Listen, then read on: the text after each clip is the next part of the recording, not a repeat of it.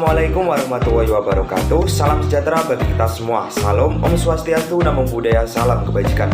Bersama kami dari kelompok 6 Ekonomi Sumber Daya Alam yang terdiri dari saya sendiri Musyafa, ada Ahmad Ubaidillah, Cynthia Isnaini, Adian Faizatul Ilma, dan Siti Nuridayanti Rahman.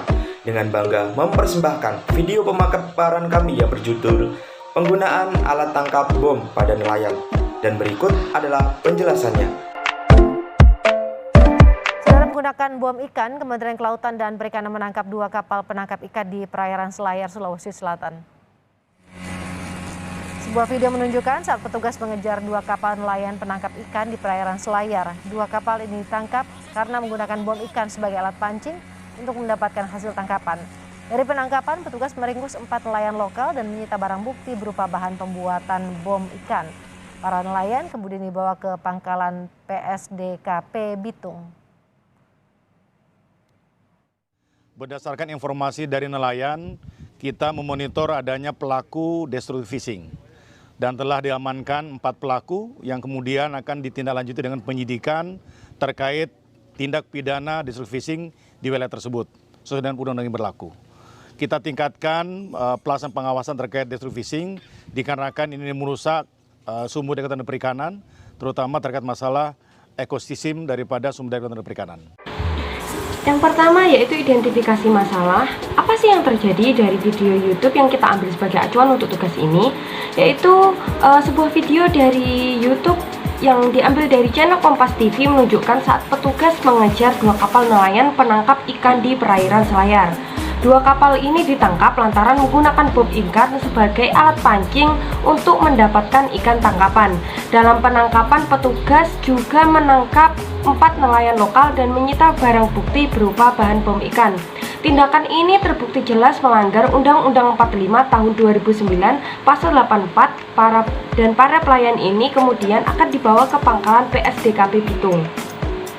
Solusi yang dapat diterapkan untuk mengurangi adanya peledakan bom saat penangkapan ikan yaitu yang pertama, memberikan kampanye dan juga edukasi terkait bahayanya dalam menggunakan bom. Kegiatan ini diharapkan dapat menumbuhkan kesadaran dari masyarakat, khususnya para nelayan yang merupakan garda terdepan dalam menjaga dan juga memelihara kelestarian sumber daya yang ada di laut. Kemudian solusi yang kedua yaitu mengganti penangkapan ikan menggunakan bahan yang ramah lingkungan. Hasil penelitian menunjukkan bahwa alat penangkapan ikan yang termasuk ke dalam kategori yang sangat amat ramah lingkungan meliputi yang pertama pancing ulur, pancing kawai, jari pinsang, dan buka cincin.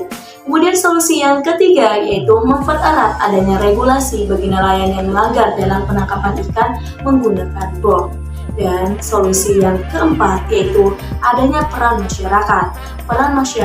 Peran serta masyarakat dapat dilakukan dengan cara mengamati atau memantau kegiatan perikanan dan juga pemanfaatan lingkungan yang ada di daerah sekitarnya. Kemudian melaporkan jika memang nantinya adanya dugaan kegiatan destruktif fishing atau pengeboman terhadap penangkapan ikan kepada pengawas perikanan atau aparat penegak hukum. Baik, selanjutnya yang kelima yaitu pemerintah daerah perlu melakukan penegasan dalam bentuk peraturan daerah dan melakukan koordinasi di antara stakeholder terkait dalam penguasaan areal perairan. Yang keenam, program wajib belajar 9 tahun perlu ditingkatkan untuk memperkecil jumlah anggota masyarakat yang tidak bersekolah dan sekaligus untuk meningkatkan kesadaran dan wawasan masyarakat akan dampak negatif yang ditimbulkan oleh kegiatan pengeboman ikan. Nah, selanjutnya yaitu yang ketujuh. Nah, yang ketujuh ini upaya penumbuhan kesadaran nelayan atas dampak yang timbul dari penggunaan alat menangkap ikan destruktif perlu diimbangi dengan melibatkan mereka dalam kegiatan menjaga kelestarian lingkungannya sendiri. Nah, yang terakhir yaitu penggunaan bom ikan dalam aktivitas penangkapan ikan di perairan dapat mengancam kelestarian lingkungan laut sehingga semua stakeholder perlu disadarkan untuk tidak menggunakan bom dalam kegiatan penangkapan ikan.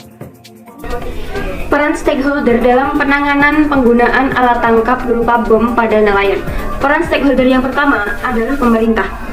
Kementerian Kelautan dan Perikanan atau KKP melalui Direktorat Jenderal Pengawasan Sumber Daya Kelautan dan Perikanan atau disebut juga dengan PSDKP menggelar kampanye dan edukasi penanggulangan destructive fishing. Nah, kegiatan ini diharapkan dapat menumbuhkan kesadaran masyarakat, khususnya para nelayan sebagai garda terdepan dalam menjaga dan memelihara kelestarian terumbu karang dan ikan. Kegiatan kampanye penanggulangan destructive fishing ini dimaksudkan untuk menumbuhkan pemahaman dan kesadaran para nelayan sehingga tumbuh rasa memiliki, mencintai dan menjaga lautnya agar tetap lestari. Salah satunya dengan tidak melakukan penangkapan ikan dengan mengebom atau membawa racun. Nah, upaya lainnya yang dilakukan adalah sosialisasi dari rumah ke rumah untuk menyampaikan ancaman destructive fishing terhadap sumber daya serta peraturan-peraturan yang melarang kegiatan destructive fishing ini.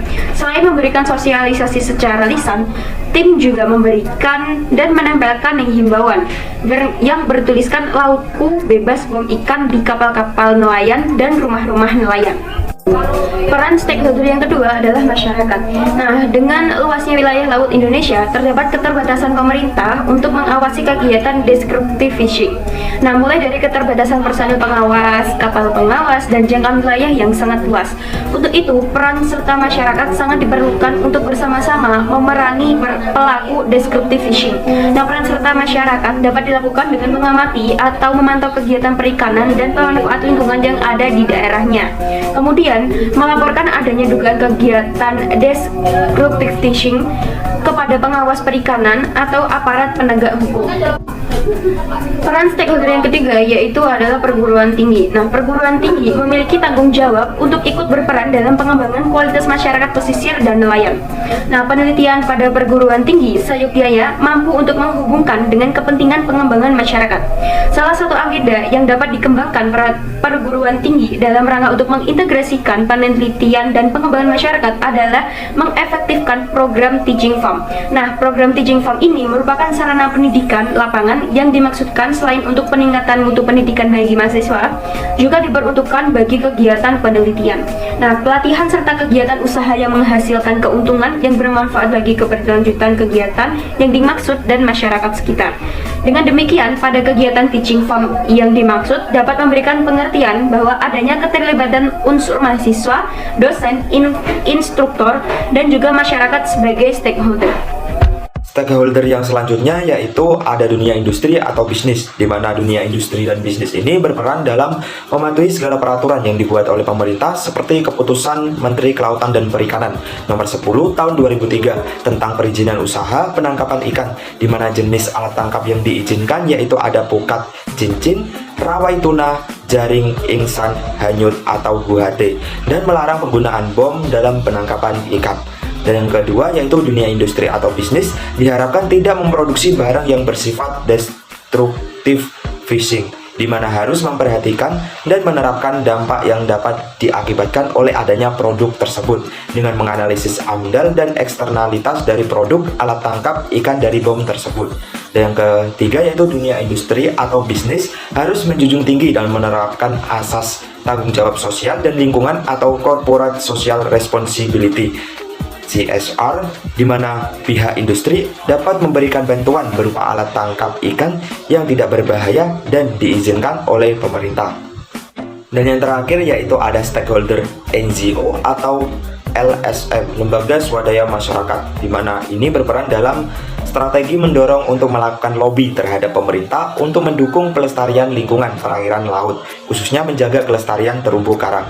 Dan yang kedua, strategi dalam mengumpulkan dana yang kemudian disalurkan dalam kegiatan konservasi sumber daya perairan.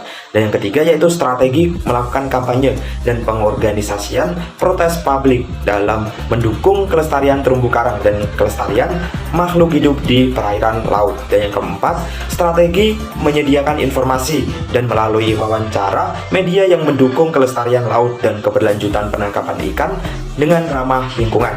Dan yang terakhir, strategi mendorong partisipasi masyarakat dalam menegakkan hukum lingkungan perairan. Perlu adanya program-program yang menarik untuk masyarakat.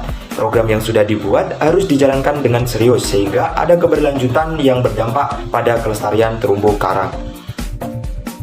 Nah, itulah penjelasan dari kelompok 6. Kurang lebihnya mohon maaf. Wassalamualaikum warahmatullahi wabarakatuh.